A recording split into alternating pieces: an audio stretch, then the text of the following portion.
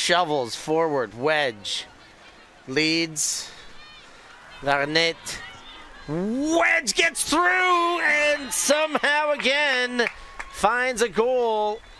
Bristol stretch the lead 9-6 now.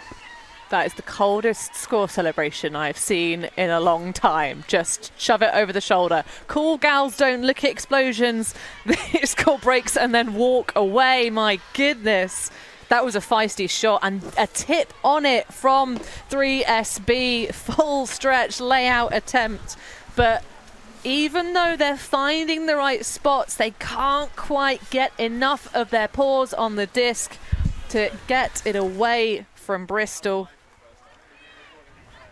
Just to give you an update, if you are watching this one live, apologies for the tech difficulties. This one is being recorded though, so it will be re-uploaded in full Technicolor for your viewing delights. Thank you for hanging with us.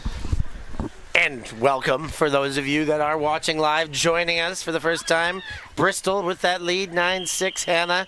A game where that went back and forth in the early goings, and Bristol just stretched ahead before the halftime. They had a moment to stretch it to 8-5, squandered, but have since taken that momentum back once again. It went to 7-6 when it could have gone 8-5, and then now 2 in a row, halftime and after half, a break for Bristol. And Bristol intercept here again. Lead throw, dished on to Durbin. Forward again. Binney, and that one slips away. 3SB will go again. High reception, Bulanova. Winds up once, twice, then pivots around with a backhand too low and bangs off the hands to the ground. Yeah, you could just see the center of gravity falling as that disc was thrown. Again, 3SB low releases, finding very challenging in the midsection of this game. Durbin from the coffin corner. Goes into the dump space.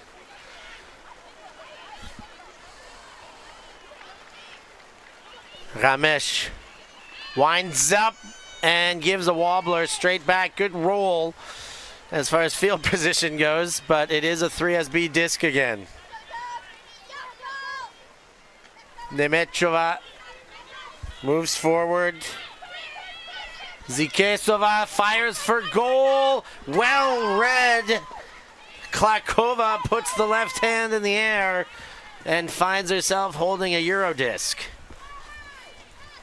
7-9 the score now. Well, there's still plenty of game clock yet to go for 3SB to ramp things up, as you see some of their sideline looking at their watches and thinking about game management. Certainly, I think for Bristol, trying to keep everybody fully engaged in the game. That was, it's been a while since we've seen Binney out on the pitch. So kind of not quite maybe as warm as one can be, because it's difficult to stay just physically engaged with the wind and rain conditions. It's not the coldest day you'll ever see. It is relatively mild, sort of mid-teens temperature-wise, but these are tough games to manage when you've got a bigger roster. You kind of think like, yeah, this should be an advantage, but if you start your game, that first third of the game, and you're really fighting with the top end of your roster, and then you start injecting one or two at a time from that middle of the roster, there's a lot of players that end up going in very cold, and you know, the smaller roster to some end a little easier to manage on days like this. The depth, the big roster's advantage usually shows up later in the tournament. Big shot, Boyd bangs one deep, but off target. hits the ground, and 3SB will go again. Yeah, interesting hooking out of bounds for that one for Boyd. I think she just about managed to establish position back in field before making the catch. But that one, spicy. Tushnetova slow to saunter to the disc. The game opened up with the first 4 Tushnetova touches were all hucks out of hand before she threw anything but a full force throw. Let's see if we're going to see more of that as she brings to that. Ooh, and a little dump pass backwards, in fact. Very un-Tushnetova. Steps into it, Link, interception in great field position. Hawking to Boy around and hits. Another goal for Bristol. Stretch it out 10-7, back up by 3. Yeah, Fliss man there, ready and positioned in the end zone. But that was all about just a poor execution offensively from 3SB. It was never really kind of required of Link to do any sort of adjustment to get that block. She just had to stand pretty much exactly still. So a kerfuffle for 3SB allows Bristol to reapply the break lead. As we see Wedge taking off the big orange jacket. It's almost as long as my dry robe, The Steph. BOJ. Yeah, big orange jacket. The bodge. But either way, it's kind of nice to see team coat, you know, like it keeps it a little bit drier on the underneath. Or actually, no, to be fair, probably not, because the amount of rain just being absolutely drenched over these jerseys. But you got to do what you can to try and keep the wet away. Keep the wet away. It's not going to be easy. You know what I've been thinking about, Hannah, is the hallways of the hotels this evening. Oh gosh, yeah, there's a lot of Ultimate players in the Ibis airport here in Ostend. Don't forget the word budget in the name of that hotel. Well, it's like living in a matchbox, but it's fine because you only have to be there after your day is done. But there will not be much room to hang wet jerseys is what I'm thinking. So the hallways sent deep, hanging and taken. Wedge on the intercept. Had position on Tushnetova. Winds up Varnete. And the leading throw hits into the hands of Rodriguez San Miguel. Varnete, Piper's open but not seen. Throws to Durbin, who goes into a knee slide. And Piper's still open and unavailed on a nice move by the mark. Ooh, but hangs on, does Mud. A slippery biscuit there. Push forward, backhand sent for goal was the intent, but finds sideline first. Yeah, Varnete taking on a very challenging option there with the backhand. Same third throw. Obviously, you can't ask for a more athletic receiver in the form of Molly Wedge, but that one was never going to have the right tilt with the sort of outside in roll curve edge to it. And we'll get an injury substitution.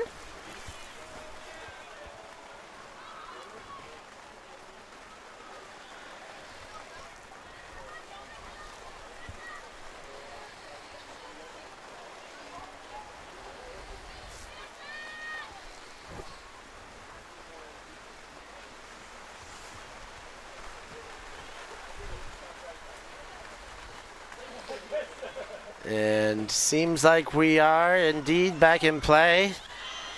Klakova winds up, and that was bounced off a player on the sideline, so it counted out of bounds. I was like, what just happened there? And that's what happened. And so counted as never in. So right back to the line. Varnete hits Wedge, but Wedge bobbles and drops. Oh, that's a bad miss. That's going to hurt extra hard in the conditions. Missed opportunity for a very quick break indeed. Tushnetova has not hucked in a hot minute, and another short field as such. Durbin to Wedge. 5 meters out, center field. Varnaite to wedge, offhand, backhand, hits Piper as she hits the ground. Well, it's another Canadian connection. Okay there, bud. Well, yeah, proper buddy action. But Piper having a real good game. She's got the kettle on piping hot. Yeah, Piper getting it done out there. It does make it 7-11, Hannah. But today, no time at all for a Slurpee. Although I say Canadian connection, I've actually just checked my facts, Steph. Piper's from Chicago. Yes, she is an American. I did know that But as they well. played together in Canada a bunch. That's why I'm getting myself confused here. Chicago. Of course, had a brief stint on Reading mixed as well, did Piper, when Bristol women lost a couple of their elite female matching players to go and play in a different set of red and black. The Windy City, Chicago, so that Piper should feel right at home here in Oostende, Indeed. coming from Chicago. And I have to say, every respect to Laurel Piper for saying sporting hero, Ben Bruin of Mighty Hucks fame, the organiser of that team. Lemmings, is he with the Lemmings here? Yeah, but he's more famous for being the brains behind the mixed team that is Mighty Hucks. But the reason for the shout out that goes to Bruin is because he proves that one can do both beers and high level frizz. The hero that our sport needs. I'm speechless to that one, no comment. I think those heroes existed in abundance a couple decades ago. I know, right? But I think it's one of certainly the wonderful things about having so many of our European season events in Belgium. Of course, the local breweries, they are abundant and they are fantastic, providing some extra enjoyable hydration. Many of them, of course, now providing sport varieties, and we can't not give a shout out to a very local tournament, one of the ones dear to our hearts, Tom's Tourney. Oh, Boris and Glenn and all. Everybody, all of the Freesbees community, because of course they introduced us to Sportsot, the 0% version of Brugsot. I'll stick with the Brugsot. Just because I'm retired. Well, you can have the one for isotonic hydration and then the rest to stop you getting too sozzled. Yes, of course. Brazova, Dvorakova in for a shot at that end zone, but it is knocked away. Yeah, great shutdown of the window from Rodriguez, just pushing that one all the way out. And Derbs, well, look at that body language. She's ready, but not having a great time in these conditions. Does get the throw to stick, well, to hit the intended target, but bounces off and goes to ground. Yeah, Derbs has been taking a lot of those difficult backhand shots up that far sideline, driving against what wind there is.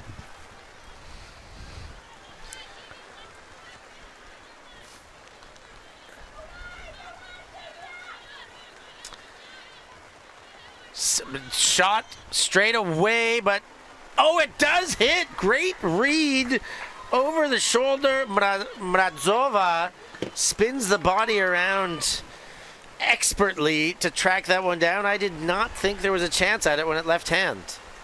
Well, it's a youthful team for 3SB, so yeah, plenty of years yet to come, but showing form with the reads.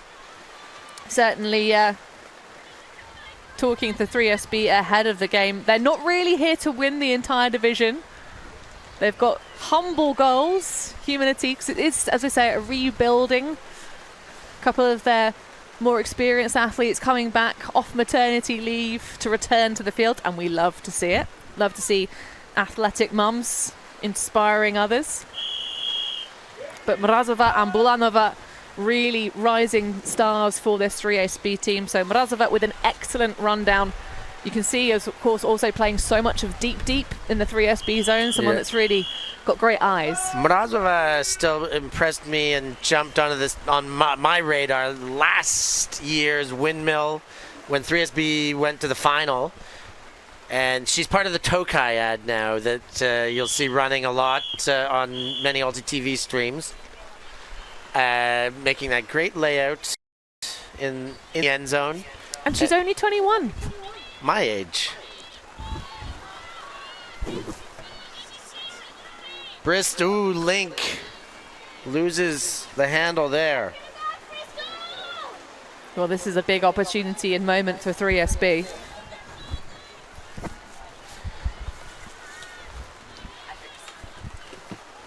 Ooh, what a bid! Carla Link leaves the feet and gets in front of Dvorakova. Is there a conversation about the potential contact? It seems like it.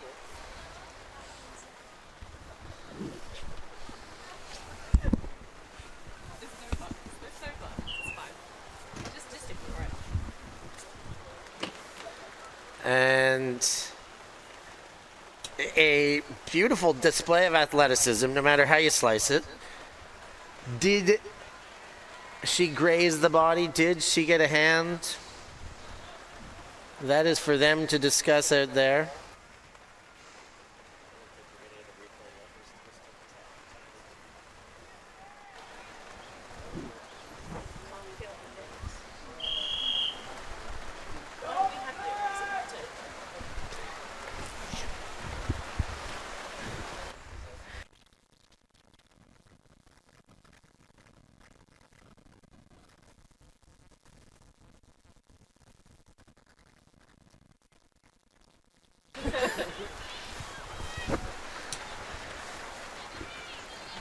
So it does go back to 3SB and bombed deep, taken away though.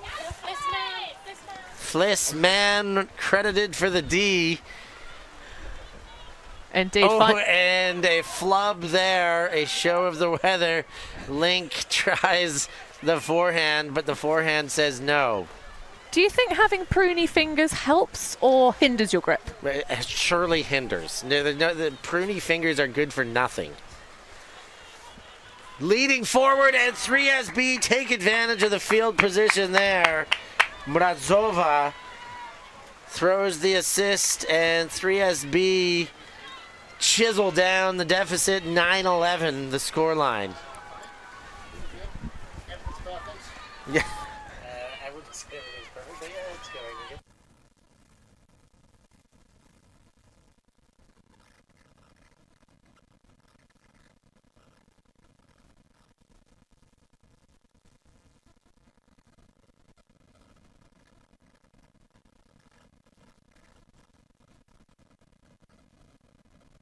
Smaller one would probably be better. So 11-9. We will update our points tally for you momentarily. But 3SB with it all to do, Steph. And they're going to have to start, I think, being a bit more adventurous. Early stages of the game, when they got their own break lead, they took it 2-0. And Bristol quite rapidly took a timeout and then have clawed their way back and well in front. I think they just need to be a bit more aggressive as we see Toshnelova in the center of the huddle. Yes, look at that face. Toshnelova giving it to the team, giving it to you back at home. She is here for it, and that is exactly what they need right now, is that spark. They're in it. The amount of multi-turn points we've seen, the amount of turnovers caused by, you can say lack of focus, but lack of extreme focus in these conditions. Easily won, but easily, okay. One, the potential to win it back is there. As you see Derbs getting the double umbrella help on the sideline there. Love to see fellow country folk sidelining and supporting. But yeah, and big shout out. I mean, we're talking about how wet the athletes are getting out here on the pitch, but all day with no respite, no clubhouses to sit in are our cam ops. Oh. Emma Whitaker running on the gimbal and Lucy on cam 2, exposed out here. I want to turn on gimbal today. It's crazy to say it, but I want to do it, Hannah. Link Fires up line, hits wedge. Shovels forward to Boyd. She's got to reposition the foot. Does it quickly. Shoots for wedge, but runs out of real estate on the sideline. That's not your problem here. Like, the stream doesn't know about that, so. Yeah, nice idea. And actually, that one was playable inbounds. But great aggressive defense. Shoves that one out of contention and denies wedge. So are we going to see an early deep throw? It's Bulanova to start.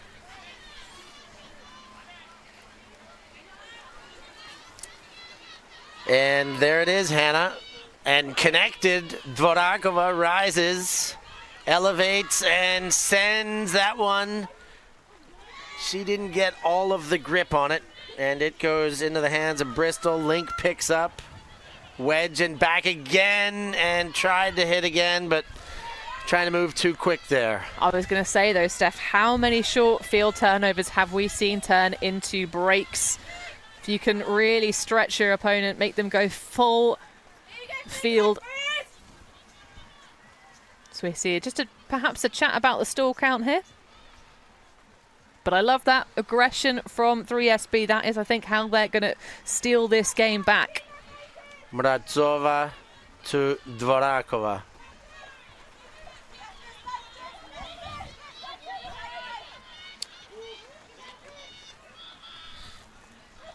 Bulanova gives every fake and fires, and a little bit too hard, too much fire. Mrazova can't hang on. Wedge fires. And Flissman couldn't catch up to it. Throw had too much on it. Well, too much angle. That was really bladey as it came back down to earth. You can see perhaps what Wedge intended, but just too much angle on the release. And very difficult to track down. As that one raced back down from orbit. Back into play for the Czechs. 3SB cross the field effectively there. Zikesova, and the next throw gets turfed as Wedge picks back up for Bristol, and a knock away. Now Dvorakova steps over. You can start to see some fatigue on the time it takes to get into set position, into the goal, rising and taking that goal. No celebration immediately, so I was a bit unsure, but that is indeed a take by Teresa Mrazova. Well, you said we were starting to see some fatigue, but the execution of that throw was all about the energy launched onto it, and a great read from Mrazova, a pack developing in the end zone, but she comes through. Let's get another look at the attempt at defense from Link. Not really too much you can ask. Perhaps a little bit of contact, but I think friendly fire. Great take. And two in a row since Toshnetova yelled in the gimbal cam. Something's working. There she is again. Will she give us another yell? Well, I love the glam cam, and it's always fun when players interact with it. Of course, Toshnetova, one of Ulti TV's own as well. So we've got two teammates facing off here of our own. Of course, Durbin, we mentioned earlier, has been jumping into the booth. And if you fancy a go at our jobs, if you think you can do better than us, get in touch. Reach out. The easiest way is on the socials. Get us on Instagram. You're always welcome to contact me, Stefan, at Ulti TV. Let us know that you want to have a crack. Or, of course, reach out to the European Federation. Of course, wonderful hosts of this championship. Always looking for more talent. And a big shout out to all of the local organising committee for putting up some fantastic tents for everybody here, keeping us as dry as we possibly can. It's not the most dry for the athletes, but we're trying. Not the most dry. We're not playing in domes. That one slips away. Chance to tie the game. Shot for end zone and missed. That one goes to ground. And the scoreboard still reads 9-11. It is 10-11. Well, a gasp of fresh air for Bristol. That looked very dicey. Boyd crosses the sideline. Mudd. Back to center. Boyd shovels. Hawking fakes, finds a seam. Henry spins and goes back to the far sideline. Boyd looks into the zone. Hammer to Hawking. You're always going to get that out of Lulu. Irish throwing prowess, of course, gold medalist from 2019, which is a performance that was largely about creative throwing. We talked a lot about the imports from Europe going across to America. Of course, Anya Gilhini coming from that squad and playing in the US with Flipside. Another of the many that the Americans are attractively recruiting, and an attractive find in for goal there. Hannah Mudd ensures that that lead doesn't get too diminutive. Keeps it at 2-12-10. That was really nice, just keeping the disc alive and connected on that far sideline, just lacing it through. Of course, it was a swing and a miss of a tasty break opportunity for 3SB. Love the spacing there for Mudd and Mann. Of course, Mann, one of a couple of ultimate men siblings. I think there's 3 Mann siblings in total playing in the UK. But really solid spacing, giving Wedge some nice options, not getting in each other's way, not clustering. And Bristol with the hold. 3SB with it all to do to push themselves back into this game.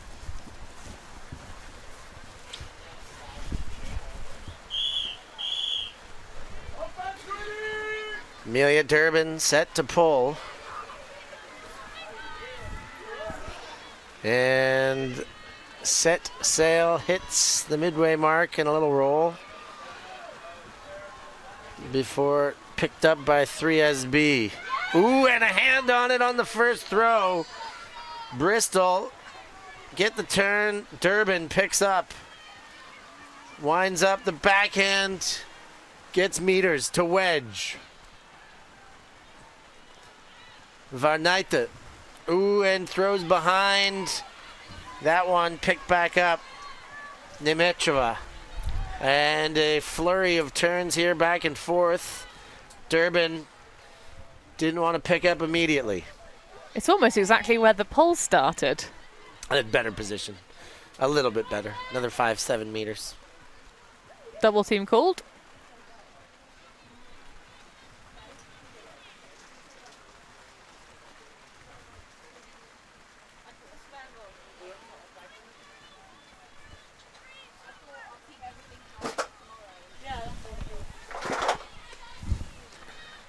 Wedge.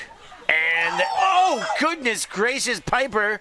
I thought that D was completed by Mrazova, but somehow in the hands of Piper, and now to Wedge, and a foul called between Wedge and Dvorakova. This boy just clears the spilled disc away. Not sure I necessarily think that is clearly a foul for me, Steph. This Wedge obviously has to move into the back of the defender in order to kind of get that position. It's a tough one. Dvorakova, like, if you freeze framed that, like, Dvorakova's hand was in the breadbasket there, but it was almost there first. It's a tough call.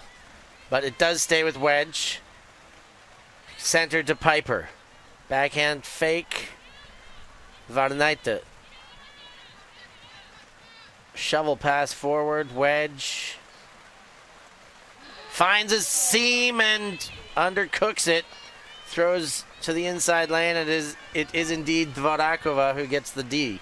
Those spicy, slicey inside channel shots do not work in these conditions very well. Needed a bit more inside than out on that one. And 3SB have given it back. Wedge, and Durbin. At around the midway mark, and Durbin tries to go around. There is a foul on the throw. Yeah, going for the foot block. I think that one's going to be immediately accepted. It is indeed. Derbs continuing to throw those big backhand breaks.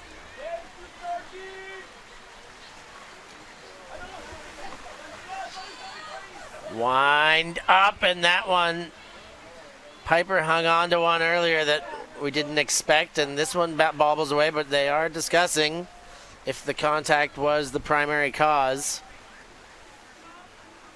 Foul accepted is the hand signal we see as we get another look.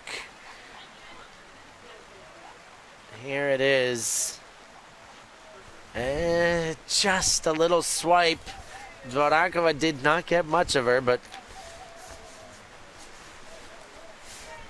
she did get a tiny little bit.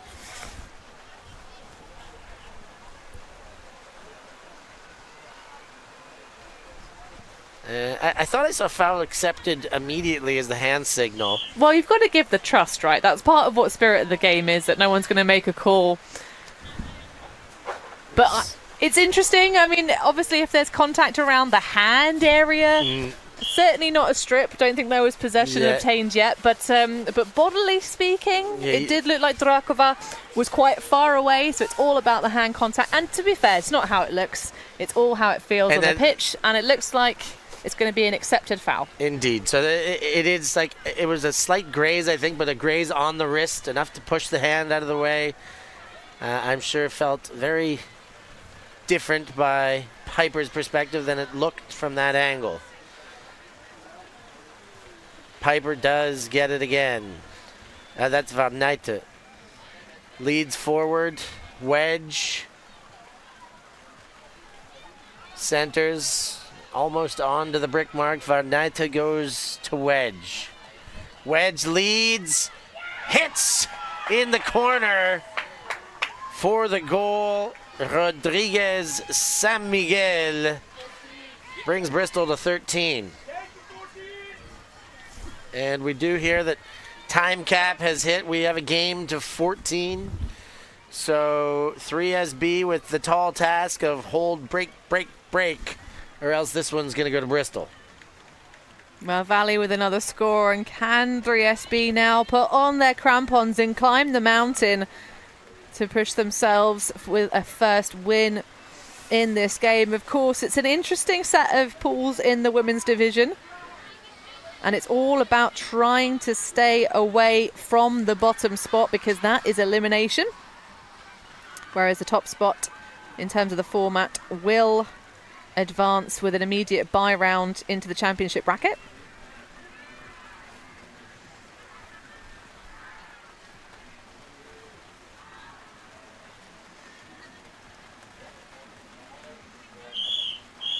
But it's at the moment just a case of margins. 3SB have put pressure on so many of these Bristol scores, and the discs that have just slipped through, almost grazing the webbing between their very fingers. That's how close it's been.